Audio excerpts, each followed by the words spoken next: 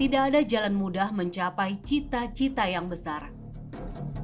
Demikian ungkapan lama yang akan terus relevan untuk dijadikan pelajaran. Sejarah menunjukkan betapa Indonesia harus melewati sekian peristiwa penuh duka dan nestapa.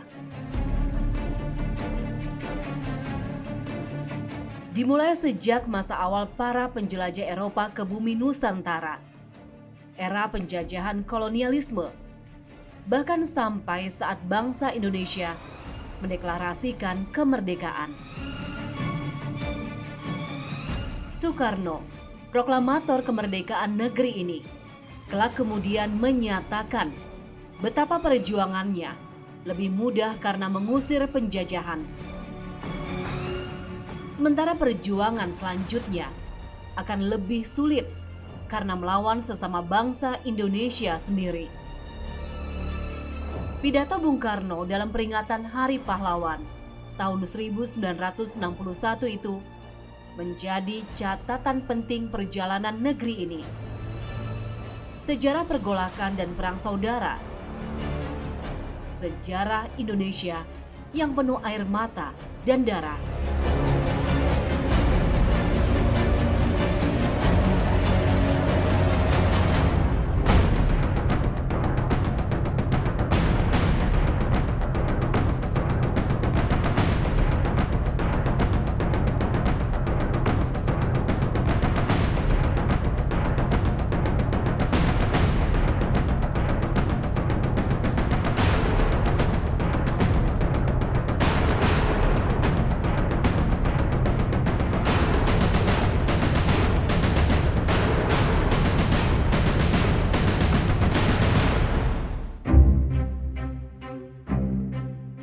Sekar Maji Marijan Kartosuwiryo, sosok kelahiran Jawa Timur ini, adalah putra seorang mantri, satu dari sekian lapis kecil pegawai pemerintahan kolonial Hindia Belanda.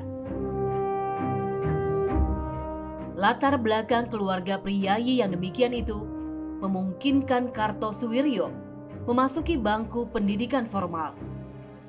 Setelah menyelesaikan pendidikan dasar dan menengah, ia berhasil menapaki jenjang pendidikan tinggi di Netherlands Indisch Artsen School atau Sekolah Dokter Hindia Belanda, Surabaya.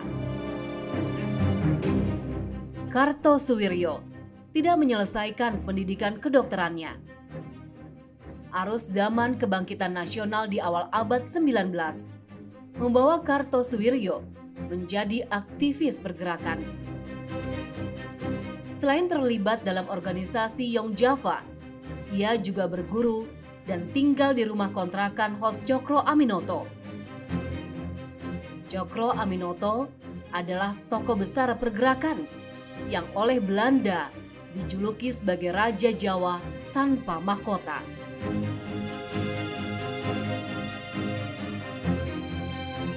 Di rumah pemimpin Serikat Islam inilah Kartosuwiryo bersinggungan dengan anak-anak muda yang kelak menjadi tokoh penting negeri ini.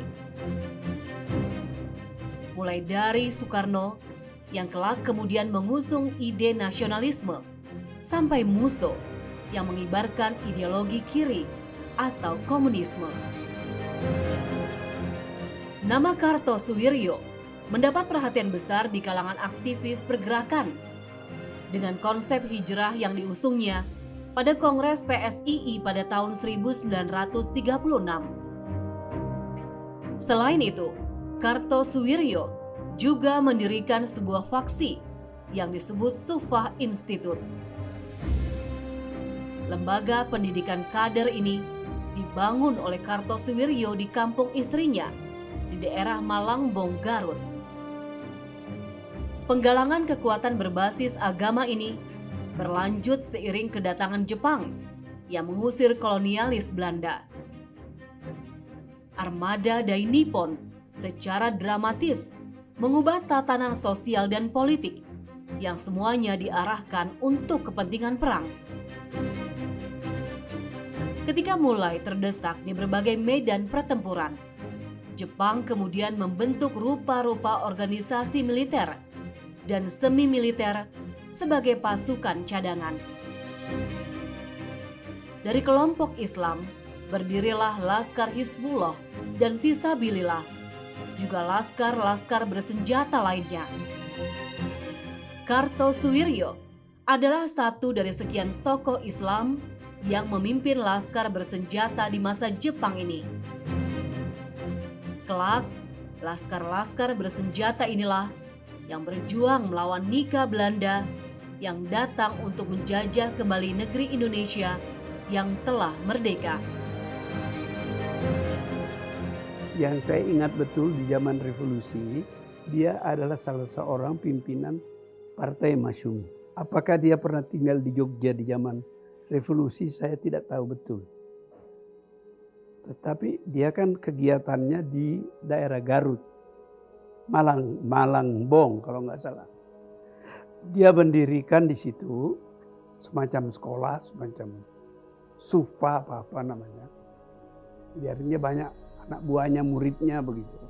Ketika revolusi itu dia menjadi menonjol karena ketika Jogja sudah diduduki oleh Belanda, itu serangan kedua, aksi polisionil kedua, kan pemimpin Indonesia, Bung Karno, Bung Hatta, sejumlah menteri itu ditangkap Belanda, Jogja diduduki, dan orang-orang ini dibuang ke Sumatera. Tafsiran Kartosuwiryo mengenai keadaan itu, Indonesia sudah habis. Presidennya, wakil presidennya, menteri-menterinya sudah ditangkap oleh Belanda, diasingkan ke Sumatera. Okay. Jadi Kartosuwiryo merasa dia tidak melanggar apa-apa kalau dia mendirikan negara baru. Dan negara itu adalah berdasarkan Islam.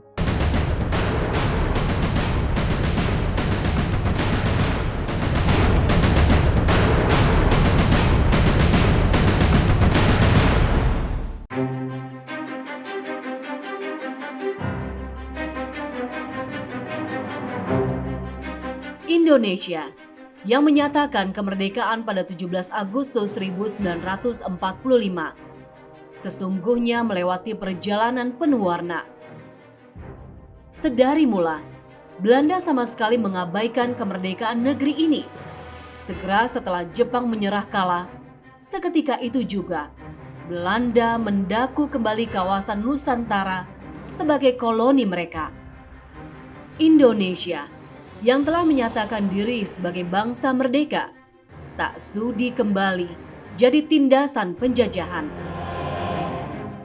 Dan perang pun kembali terjadi di berbagai wilayah, bagai tak akan usai sudah.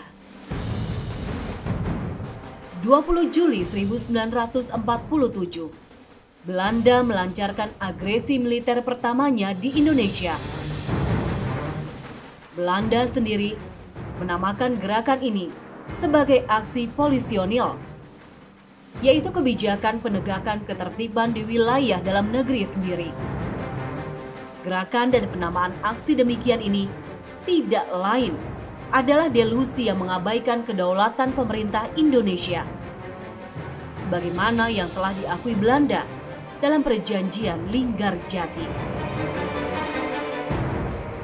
Aksi Belanda ini mendapat reaksi keras dan ditentang oleh dunia internasional, terutama India dan Australia. Demikian juga dengan sekutu utama Belanda sendiri, yakni Amerika dan Inggris, yang nyata-nyata tidak menyukai aksi yang dilakukan secara sepihak oleh Belanda ini. Perserikatan bangsa-bangsa segera turun tangan dan menghimbau untuk diadakannya gencatan senjata. Sejarah hitam Perang Dunia Kedua yang menjadi landasan pembentukan Perserikatan Bangsa-Bangsa memiliki misi besar penyelesaian konflik antar negara melalui jalan damai. Sejarah segala jenis konflik bersenjata bisa menjadi bibit dimulainya kembali Perang Dunia. Itulah sebabnya Dewan Keamanan PBB segera membentuk Komisi 3 Negara untuk menengahi pertikaian Indonesia dan Belanda. Setelah melalui proses yang panjang dan alot, akhirnya pada 17 Januari 1948, Perjanjian Renville disetujui oleh seluruh pihak. Persetujuan ini mengakui gencatan senjata di sepanjang apa yang disebut sebagai Garis Van Mook. Garis Van Mook menjadi syarat mutlak yang harus diterima pemerintah Indonesia untuk menyerahkan wilayah-wilayah yang diduduki oleh Belanda melalui agresi militer mereka. Dalam kenyataan di lapangan, wilayah di belakang Garis Van Mook sesungguhnya masih dikuasai oleh pihak Republik. Akibatnya, wilayah Indonesia tinggal tersisa di sebagian Jawa Tengah, Yogyakarta, dan sebagian Sumatera. Perjanjian Renville bagi kalangan yang anti kompromi dengan penjajah merupakan sebuah keputusan yang tidak bisa diterima.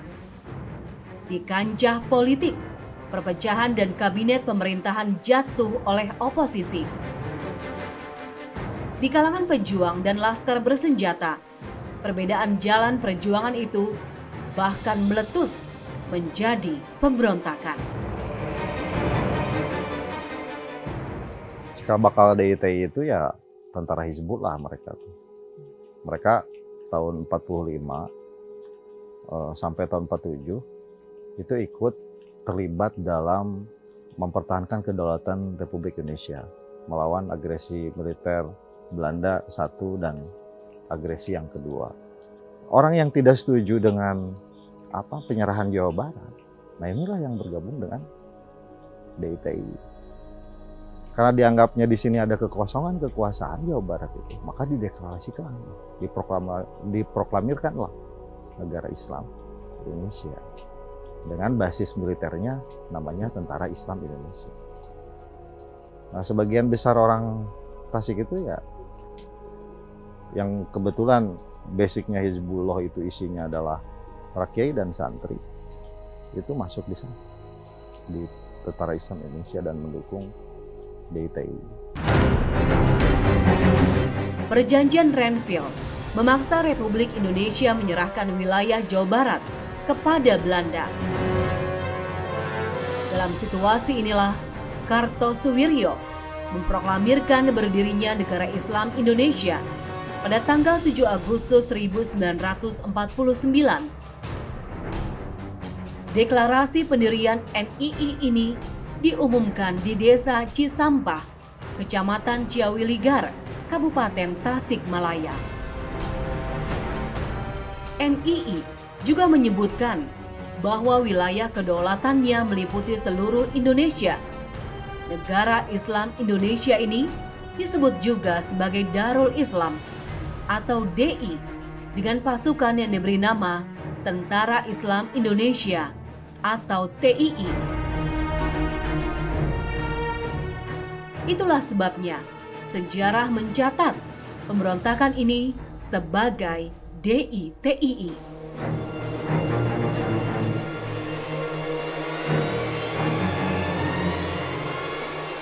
Perkembangan perlawanan Darul Islam itu ditentukan oleh keberadaan Kartosuwiryo ada di mana saat itu ya. Saat itu Kartosuwiryo ada di Garut gitu kan, ada di Garut, terus dia kemudian menghindar ke wilayah Cigalontang di Tasikmalaya. Di sana dia memproklamasikan negara Islam Indonesia. Jadi pertama kali Darul Islam ini berkembang itu memang dari wilayah Priangan Timur ini, wilayah ketika negara Islam Indonesia mulai dibentuk, mulai dilahirkan, dan ini disambut hangat oleh orang-orang sekitarnya gitu, oleh orang-orang sekitar wilayah tersebut, misalnya Garut, Ciamis, Tasikmalaya sudah tentu saja gitu di situ. Itu yang secara ideologis memiliki kesamaan pendapat dengan Pak Harto gitu ya, Pak Imam Kartosuwiryo seperti itu. Jadi kemudian ini meluas lagi ke Cianjur, ke Sumedang, karena di situ kan banyak kader-kader Hizbullah, kader-kader Sabilillah yang secara ideologis juga berkaitan dengan Kartosuwiryo, seperti Haji Zainal Abidin misalnya, terus Sanusi Partawijaya dan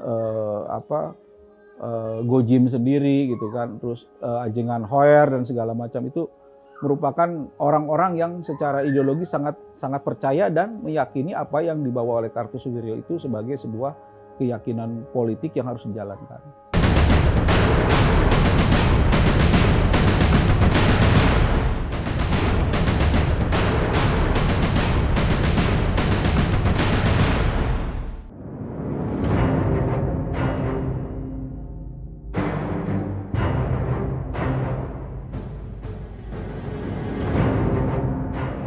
Keberadaan negara Islam Indonesia yang dicetuskan Kartosuwiryo mendapatkan momentum dengan kekosongan pemerintah dan tentara Indonesia di Jawa Barat.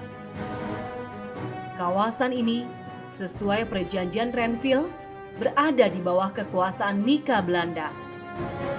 Selain itu, pemerintah Indonesia yang berpindah ke Yogyakarta sedang habis-habisan menjaga kelangsungan hidupnya. Tekanan politik dan blokade ekonomi Nika Belanda sungguh-sungguh menyulitkan Indonesia yang kala itu berdiri sebagai negara Republik Indonesia Serikat. Belanda yang telah berhitung matang dan terencana akhirnya melancarkan serangan pamungkas mereka untuk menghabisi Indonesia. 19 Desember 1948, militer Belanda menjalankan Operasi Kraai. Misi dari operasi militer ini adalah untuk merebut ibu kota Republik Indonesia Yogyakarta, menangkap pemimpin politik, dan menghancurkan kekuatan tentara Republik. Akhirnya, menguasai kembali Indonesia, yang berarti Republik Indonesia dihapuskan dari peta dunia. Akan tetapi, rencana Belanda itu menemui kegagalan. Jenderal Besar Sudirman menolak menyerah. Melalui pemancar RRI, Sudirman justru memerintahkan seluruh tentara Republik untuk melakukan perang gerilya. Komando perang itu disebarkan sebagai perintah kilat nomor 1. Agresi militer Belanda itu telah diperhitungkan jauh-jauh hari, termasuk dengan rencana pasukan hijrah divisi Siliwangi yang segera menyusup kembali ke daerah Jawa Barat untuk melakukan taktik perang gerilya. Menjadi kontroversial karena ketika Siliwangi yang sebagai akibat Renville itu kan hijrah ke Jawa Tengah, wilayah Republik, itu kan kembali ke Jawa Barat, tentara divisi Siliwangi. Nah itu mereka berhadapan dengan DITI. Dan DITI tidak mengakui mereka lagi. Mereka mengatakan Indonesia itu udah menyerah, udah bubar. Jadi mereka tidak mengakui lagi TNI yang kan sudah menyerah nih. Presidennya, wakil presidennya, menteri-menterinya, dan panglima tentaranya sudah bergerilya. Ya, Bapak Dirman kan bergerilya. Ceritanya. Jadi terjadilah masalah antara pertempuran-pertempuran antara TNI yang balik dari Jawa Tengah dan konflik senjata itu berlangsung lama. Sampai tahun berapa itu, 60 sekian lah kalau nggak salah. Jadi lama sekali terjadi konflik bersenjata antara DITI melawan Siliwangi.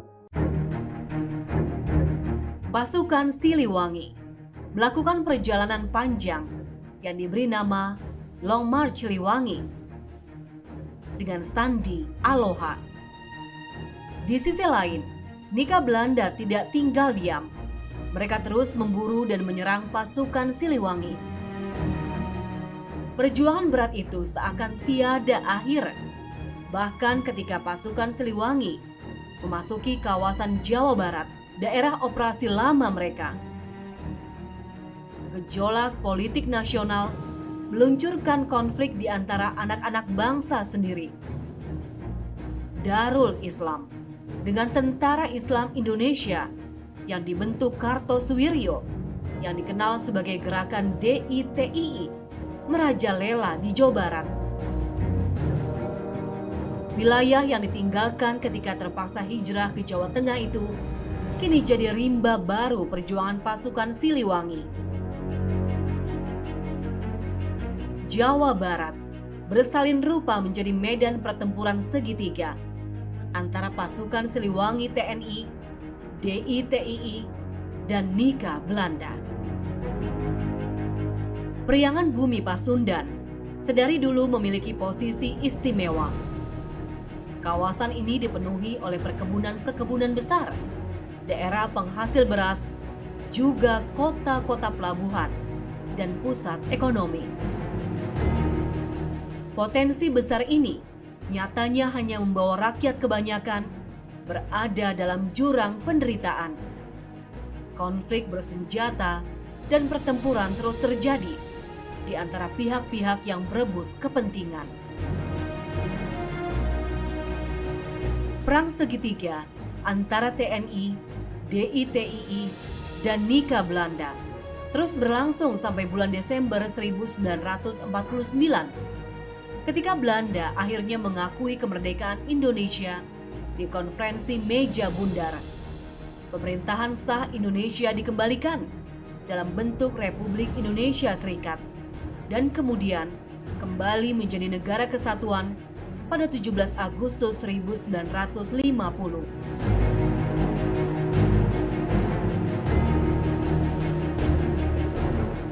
Kartosuwiryo itu berhubungan baik dengan Pak Dirman. Dan ketika Kartosuwiryo mulai gerakannya itu tidak menjadi soal dengan Pak Dirman.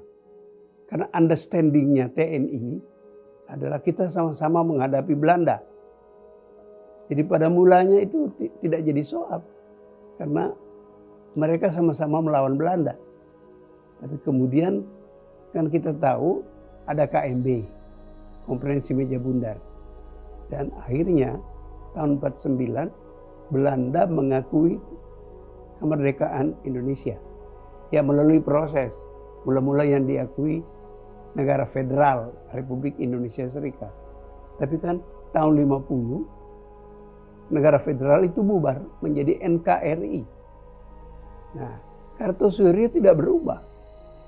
Tetap memperjuangkan negara Islam sebagai unit politik untuk menggantikan Republik Indonesia yang di mata Kartosuwiryo sudah menyerah ketika Jogja diduduki tahun 48. Pak Dirman lari bergerilya ke hutan. Presiden, wakil presiden, dan pejabat-pejabat politik Republik Jogja itu ditawan oleh Belanda. Itu ditafsirkan oleh Kartosuwiryo, udah menyerah itu Indonesia. Republik Indonesia udah bubar. Dia bikin DITII. Tapi ketika terjadi perubahan politik, Republik Indonesia itu melalui KMB akhirnya diakui oleh Belanda dan akhirnya kembali menjadi NKRI tahun 50. Kartosuwiryo bertahan terus dengan DITII-nya. Akhirnya musuhnya dia adalah Tentara Nasional Indonesia, TNI, dan daerah bergerilyanya itu kan Jawa Barat. Nah, kita harus ingat bahwa selain Jawa Barat, ada pengaruh Kartosuwiryo di Sulawesi Selatan, DITII, Kaharmuzakan. Ada pengaruh pengikut di Kalimantan, Ibnu Hajar. Kemudian berkembang pula di Aceh,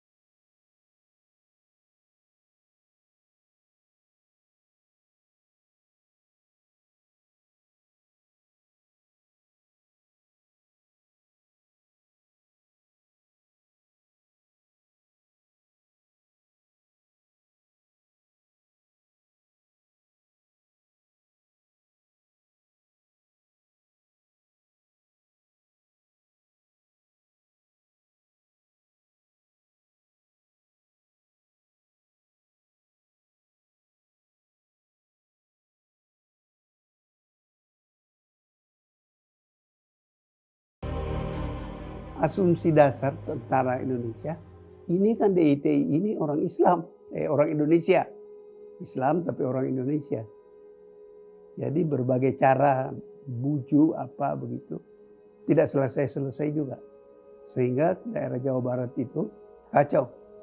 Anda jangan bayangkan TNI Indonesia waktu itu sudah canggih seperti sekarang. Belum. Peralatan tentara kita waktu itu masih kebanyakan peninggalan Belanda sebagai hasil kesepakatan KMB. Jadi Belanda pergi, itu kan kapal perang yang kita pakai waktu itu, kita belum punya beli kapal perang, bekas Belanda.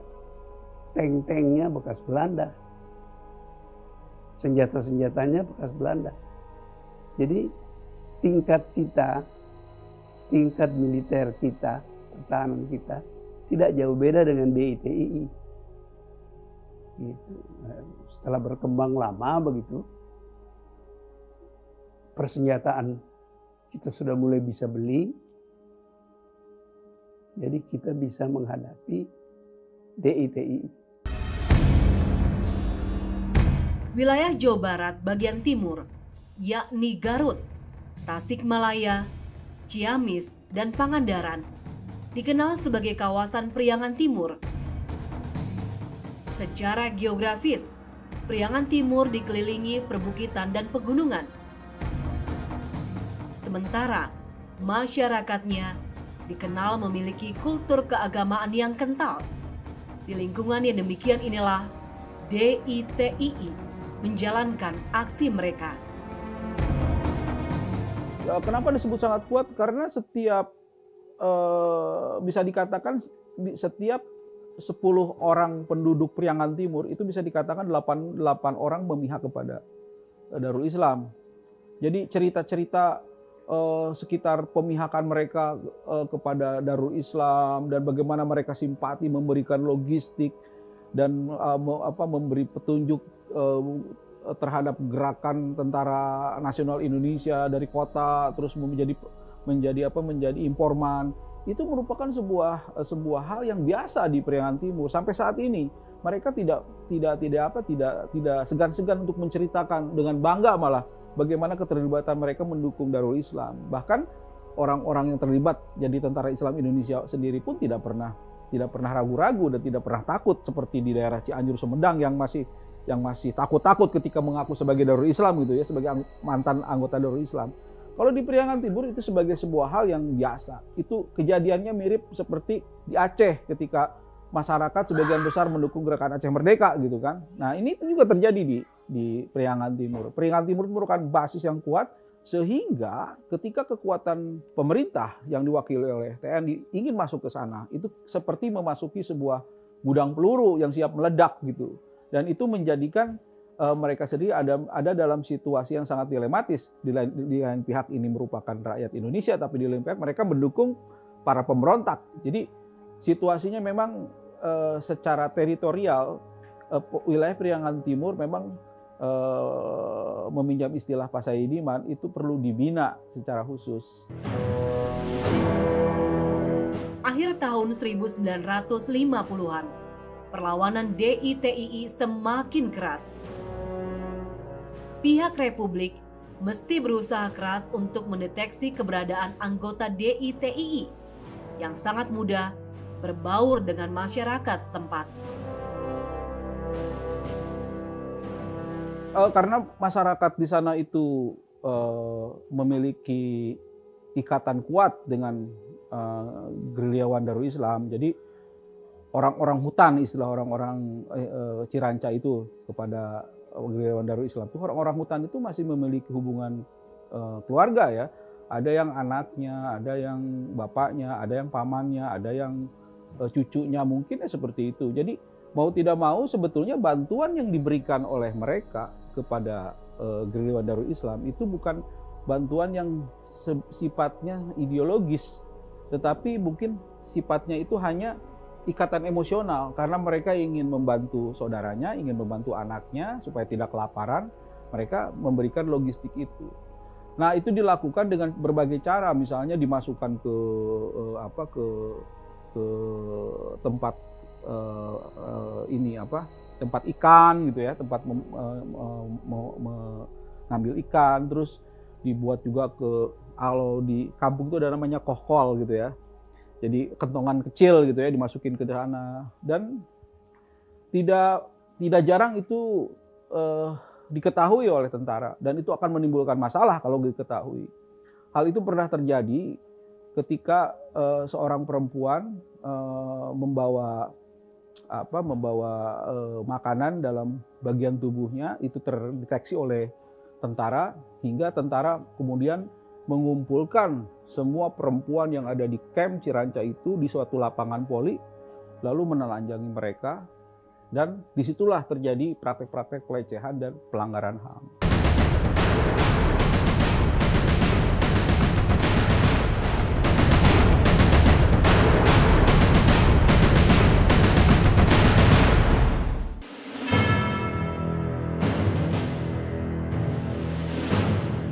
Bagai pelanduk yang mati di antara dua gajah. Itulah nasib orang-orang biasa di tengah pertarungan tokoh-tokoh besar negeri ini. Rakyat kebanyakan itu seringkali menjadi sasaran tembak karena ikatan keluarga dan sanak famili. Hubungan kemanusiaan yang jauh dari urusan ideologi dan politik pemerintahan.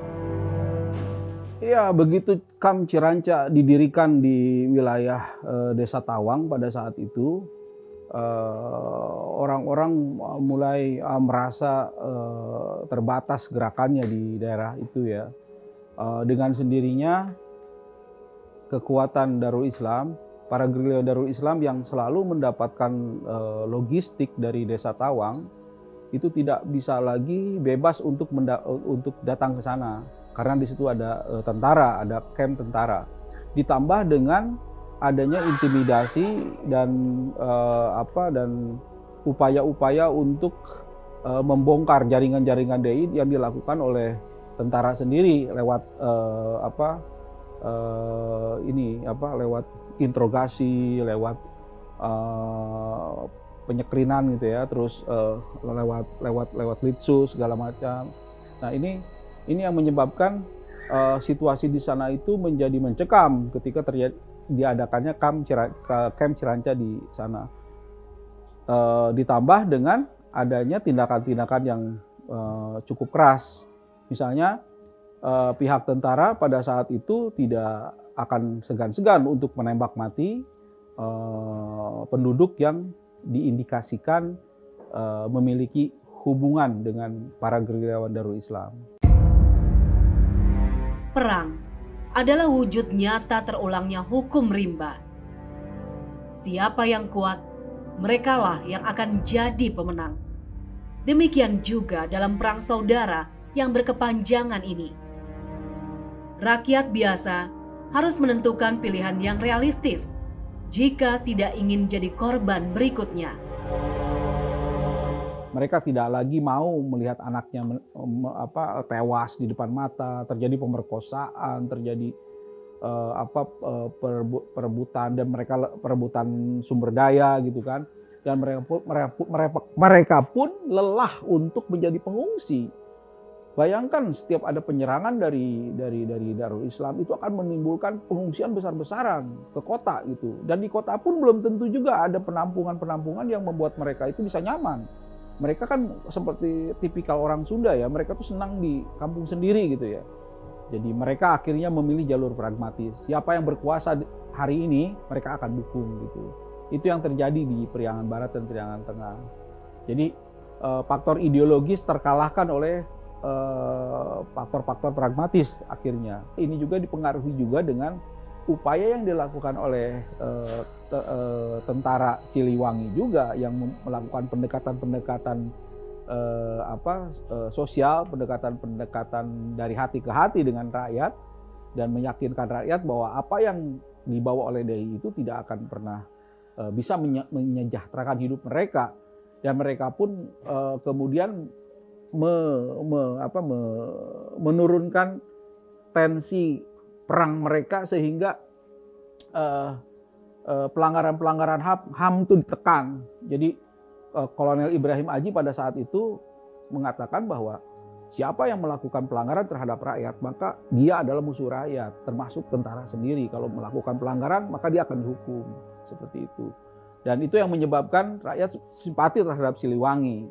Dan kebalikannya terhadap Darul Islam yang kemudian secara personil dan secara amunisi mulai berkurang, mereka semakin panik dan kalap gitu ya, akhirnya melakukan perampokan, melakukan tindakan-tindakan yang justru itu membuat buat blunder buat mereka sendiri. Itu menyebabkan simpati rakyat menjadi berkurang dan malah menjadi lenyap seperti itu. Maka pertarungan terakhir adalah pertarungan pencari simpati, dan itu dimenangkan oleh Republik Indonesia. 4 Juni 1962 di Gunung Geber, Majalaya, Bandung. Setelah berkali-kali lolos dari sergapan, Kartosuwiryo, pemimpin besar Darul Islam, ditangkap. Operasi yang bersandi Batara Yuda ini dilaksanakan oleh Divisi Siliwangi, dibantu oleh beberapa divisi dari Jawa Timur dan Jawa Tengah. Keberhasilan operasi ini tidak bisa terwujud tanpa didukung dengan strategi pagar betis yang melibatkan masyarakat Jawa Barat. Tertangkapnya Kartosuwiryo menjadi akhir dari perang saudara dalam pemberontakan DITII.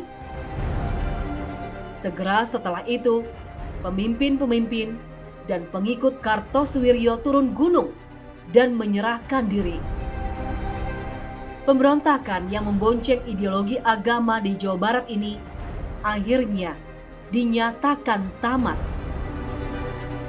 Kartosuwiryo dan DITII adalah salah satu gerakan pemberontakan paling lama dalam sejarah Indonesia.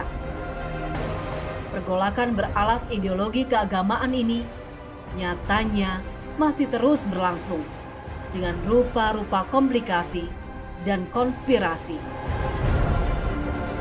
Di balik semua itu, setiap pertarungan ideologi, politik, dan pemerintahan sesungguhnya berujung pada jatuhnya korban dan bala bencana bagi masyarakat kebanyakan. Rakyat biasa yang terus mendambakan tercapainya cita-cita kemerdekaan 17 Agustus 1945